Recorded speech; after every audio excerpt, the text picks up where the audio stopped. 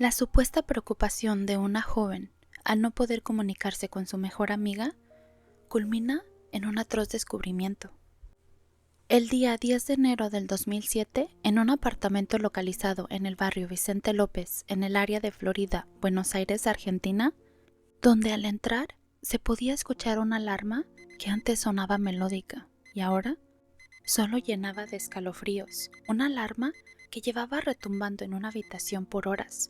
Anunciaba que algo no estaba bien. El cuerpo de Solange Gravenheimer fue encontrado sin vida en el suelo de su habitación. Las manchas rojas eran las primeras evidencias de lo que allí había sucedido. Pero la pieza clave en el rompecabezas de este caso estaba en la hora de la muerte de la víctima, ya que ésta sumaba o restaba a los sospechosos. Pero encontrarla fue casi imposible. Solange, de 21 años, era la hija menor de Roberto Gravenheimer y Patricia Lamblot. Estudiaba hotelería y trabajaba en el negocio de su padre, un taller de polarizado de cristales de autos. Venía de una familia con una buena posición económica, y ella misma era dueña de algunas propiedades que había heredado de su abuelo. Sus padres estaban divorciados y su madre había rehecho su vida con una nueva pareja. Solange tenía tiempo viviendo con una de sus mejores amigas, Lucilla Friend, de 21 años. En la mañana del miércoles 10 de enero del 2007, Lucilla salió del departamento rumbo a su trabajo alrededor de las 7:30 de la mañana, y según declaraciones de esta, Solange aún estaba durmiendo. Lucilla pasó la mayor parte del día en su trabajo. Luego fue a casa de sus padres, donde estaban de visita unos familiares que vivían fuera de la ciudad. En un momento del día, según Lucilla, llamó al trabajo de Solange a preguntar si ésta se había presentado a trabajar, ya que no había podido comunicarse con ella. Más adelante hablaremos de esto, porque esa llamada es una de las grandes incógnitas de este caso.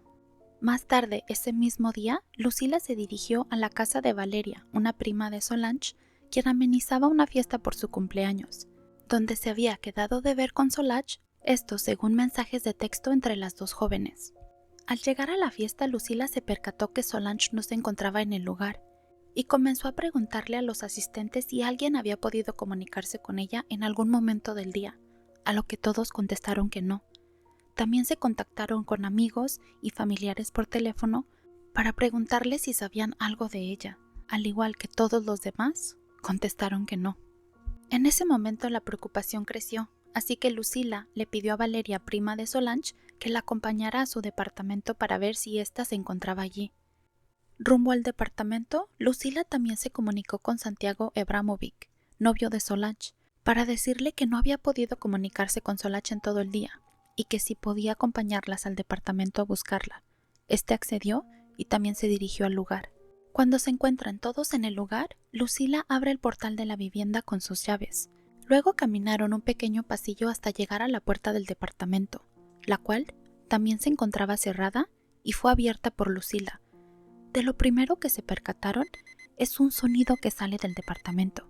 Se trataba de una alarma, la cual Lucilla confirmó que era el despertador de Solange. Un despertador que estaba programado para las 10. Al no haberse desactivado a las 10 de la mañana, volvió a sonar a las 10 de la noche. La alarma puede estar activa hasta más de una hora.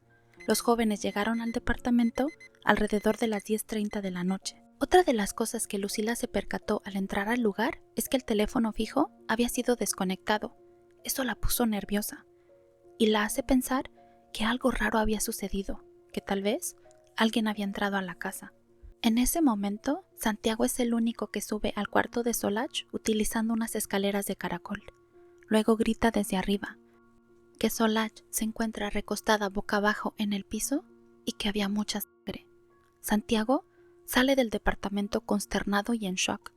Llama a su padre, quien lo había llevado al lugar, y este entra y sube al cuarto, donde se cerciora que Solange ya no tiene pulso. Patricia, madre de Solange, y la policía fueron informados de inmediato de lo sucedido. Patricia llega al lugar antes que la policía, y aunque Santiago y su padre quisieron detenerla para que no entrara a la escena del crimen, fue imposible. Esta fue encontrada por la policía llorando al lado del cuerpo sin vida de su hija. A primera vista quedaba algo muy claro. La muerte de Solange no se trataba de algo natural, sino de un asesinato. El cuerpo cubierto de sangre de la joven se encontraba boca abajo en el piso, al lado de su cama, cerca de su mesa de noche. La sangre en el colchón también mostraba los estragos de lo sucedido. Se cree que fue atacada mientras dormía y luego su cuerpo movido al piso donde fue encontrado. Algo que llamó la atención en la escena del crimen es que no se encontró ningún desorden, claro, esto dejando a un lado la cama y el cuerpo en sí. No faltaba nada, ningún cajón o gaveta habían sido abiertos o esculcados, no faltaban objetos de valor, el celular de Solach fue encontrado en la mesa de noche aún cargándose. Ninguna puerta había sido forzada, había dinero que fácilmente podía haber sido encontrado y la víctima aún llevaba puesto un reloj de un alto valor económico cuando fue encontrada, así que el robo fue descartado casi de inmediato. También la agresión sexual fue descartada, ya que la joven aún llevaba puesta su ropa de dormir y esto luego fue ratificado en la autopsia. El forense de la policía llegó a la escena del crimen alrededor de la 1 de la mañana, cuando giró el cuerpo para posicionarlo boca arriba y así poder analizar las heridas. Dijo que el cuerpo giró frígido como una tabla y describió el rigor mortis, el proceso de rigidez en los músculos que comienzan después de la muerte, era completo e irreductible. Ojo con esta palabra, irreductible, que más adelante indigaremos más en ella, y la cual podría haberle dado el giro final a este caso. El cuerpo de la joven mostraba 4 heridas de apuñalamiento y marcas de estrangulamiento, que podrían haber sido con algún cable o cuerda. En el cuerpo de la joven se encontró lo que parecían ser huellas de manos ensangrentadas, aparentemente del asesino, pero lamentablemente no se pudieron extraer huellas dactilares como evidencias. También en el abdomen y piernas de la víctima fueron encontradas lisideces, manchas rojas tipo moretones que comienzan a salir tras la muerte. Por la gravedad aparecen en las partes declives o bajas del cuerpo según la posición. Así que el que unas fueran encontradas en el abdomen de la joven quería decir que estuvo boca abajo muchas horas. Pero lo raro en el caso es que las livideces también fueron encontradas en su espalda. Quiere decir que la joven también estuvo algunas horas boca arriba, tal vez en la cama, lo que llevó a las autoridades a la conclusión de que el cuerpo fue movido hacia el piso unas horas después del crimen. Para ese momento, las autoridades tenían 2 hipótesis. El asesino estuvo en el departamento durante algunas horas después del crimen o por alguna razón regresó a la escena del crimen y movió el cuerpo. Otra cosa extraña que mostraba el cuerpo de Solach fue una pequeña marca en el muslo que supuestamente coincidía con la de un encendedor, el cual había dejado esa marca porque tal vez estuvo debajo del cuerpo durante horas. Este supuesto encendedor nunca fue encontrado en la escena. Algunos opinan que tal vez fue extraviado por los mismos investigadores y otros dicen que el asesino volvió por su encendedor. También cabe recalcar que el arma utilizada para quitarle la vida a Solach tampoco fue encontrada. En el cuarto de Lucila se encontró un cuchillo, pero este no tenía rastros de sangre ni coincidía con las heridas y fue descartado como el arma homicida. En el primer interrogatorio a quienes encontraron el cuerpo de Solach, salieron las primeras contradicciones en el caso. Santiago declara que él subió solo y fue él quien encontró a Solach y que Lucila y Valeria no habían subido ni con él ni después. Cuando Lucila es interrogada y llevada al dormitorio para que se cerciore si hay cosas que faltan, esta hace un comentario que cambiaría el rumbo de la investigación. Dijo que para ella fue muy impactante ver el cuerpo de su amiga en el piso boca abajo, lo que intrigó al fiscal, ya que el cuerpo de la joven ya se encontraba boca arriba, y él había entendido que Lucila no había subido al cuarto. Entonces, ¿en qué momento miró el cuerpo boca abajo de Solange?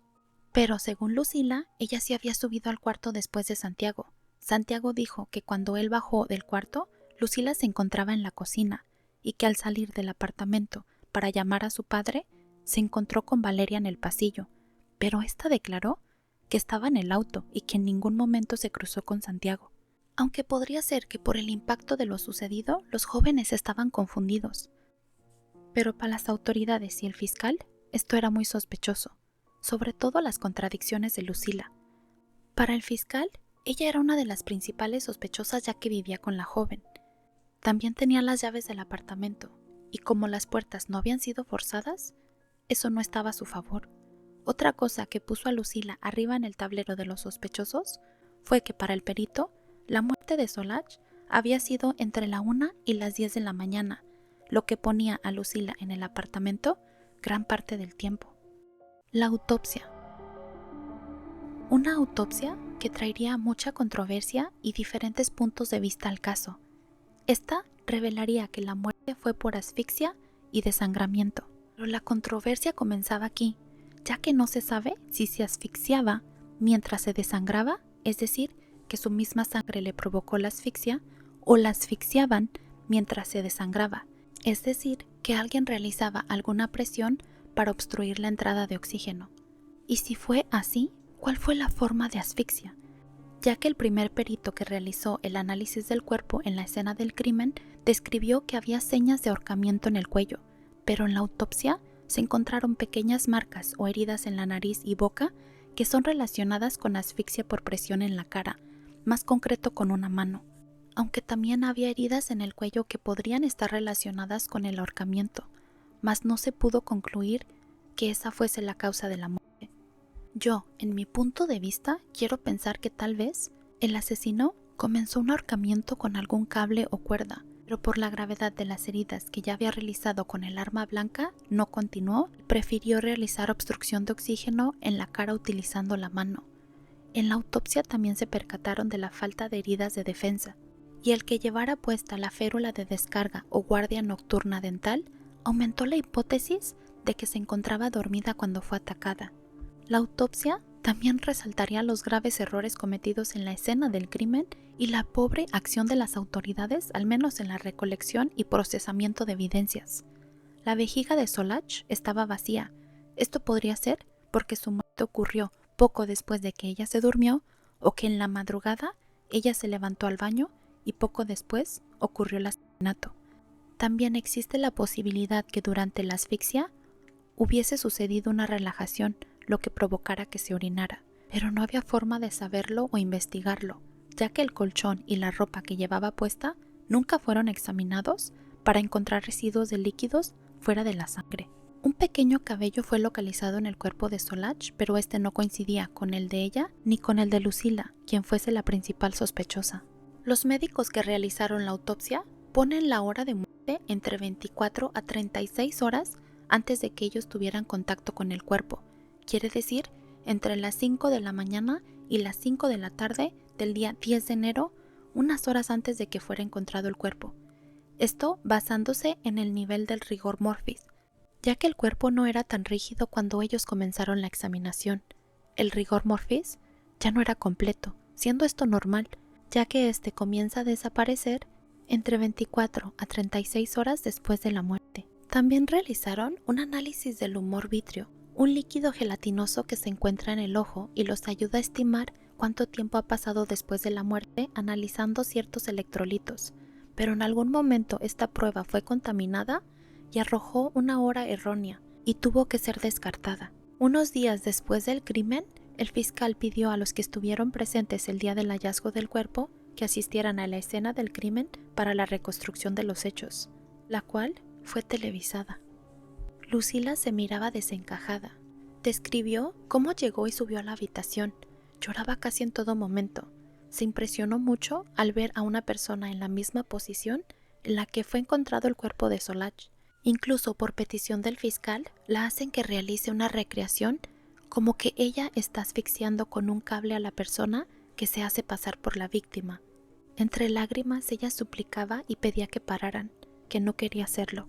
Esta reconstrucción luego fue rechazada en el juicio, ya que Lucila fue llamada como testigo y en todo momento la trataron como acusada, sin haber sido acusada previamente o darle derecho a la defensa de un abogado. Después de esta reconstrucción de los hechos, para el fiscal, las cosas quedaron más que claras. Según él, no había duda de que la culpable era Lucila, y no siguieron otras líneas de investigación. Cabe recalcar que según las autoridades sí se investigaron a otros posibles sospechosos. El novio, Santiago, fue uno de ellos, el cual fue descartado casi de inmediato por las autoridades. Otra de las sospechosas investigadas fue una mucama de la familia de Santiago, el novio de Solange. Aparentemente el 9 de enero, un día antes de que Solange fuera encontrada sin vida, tuvo un altercado con esta mucama que llegó hasta los golpes, en donde Santiago tuvo que intervenir. Según versiones, la mucama se sobrepasaba con atenciones hacia Santiago, llegando a tener insinuaciones directas hacia él, y esto a Solange no le pareció apropiado. Pero según las autoridades, esta mujer no pudo ser la asesina, ya que había pasado toda la noche y el siguiente día en la casa de la familia de Santiago. Existía evidencia de esto, ya que para salir de la casa tenía que pasar por una caseta de seguridad, donde había cámaras. Ella no había salido de la propiedad. Además, también según los investigadores, después de interrogarla, se dieron cuenta que la mujer tenía un intelectual muy bajo y no la consideraron capaz de planear y llevar a cabo un crimen como este. También fue investigado un obrero de construcción que trabajaba en una obra cerca del apartamento de las jóvenes, el cual había tenido contacto con Solange previamente y que incluso la invitó a salir, a lo cual ella lo rechazó. Según algunos de sus compañeros, él no se presentó a trabajar el 10 de enero, el día que fue encontrado el cuerpo, pero también él fue descartado. Dentro de las investigaciones, y ya que se necesitaba encontrar la hora en la que Solange fue asesinada, al ser esta información crucial para el caso, se realizó un plenario de forenses, una reunión donde se discuten los hallazgos de la escena del crimen, los análisis de laboratorio, la autopsia, las declaraciones de testigos o cualquier otro dato relevante para la investigación. En esta reunión, Eugenio Aranda, el primer forense que examinó el cuerpo en la escena del crimen, fue citado, pero no pudo estar en toda la reunión, solo llegó al final de esta cuando la discusión del caso y la conclusión ya habían terminado. Una de las principales cosas que estuvo en discusión en la reunión fue el rigor mortis. ¿Recuerdan esa palabra de irreductible? Así es, Eugenio Aranda, el primer forense, marcó el rigor mortis como completo e irreductible. Quiere decir que el cuerpo ya no tiene flexibilidad alguna, estaba completamente rígido. Incluso si se quisiese mover o doblar alguna extremidad, se pudieran romper músculos, ligamentos e incluso huesos. Pero para el grupo de forenses, el rigor mortis era completo y reductible. Dirán, se escucha igual, es lo mismo, pero no. Completo y reductible, estamos hablando de dos palabras, y más reductible. ¿Y qué diferencia hay? Que cuando el rigor aún es reductible, las extremidades pueden ser manipuladas sin causar daño, implementando un poco de fuerza, y esto cambia mucho para determinar la hora de muerte. Y para los forenses basados en las fotos, los documentos y la autopsia, el rigor era completo y reductible, al contrario de lo que dijo Eugenio. Pero ¿qué importancia tiene esto? Mucha, ya que con esta conclusión el grupo de forenses marcó la hora de muerte entre las 7 y las 10 de la mañana, dejando una pequeña ventana de tiempo para que Lucila le quitara la vida a Solange, porque recordemos que ella dejó el departamento alrededor de las 7:30 de la mañana y ya no regresó.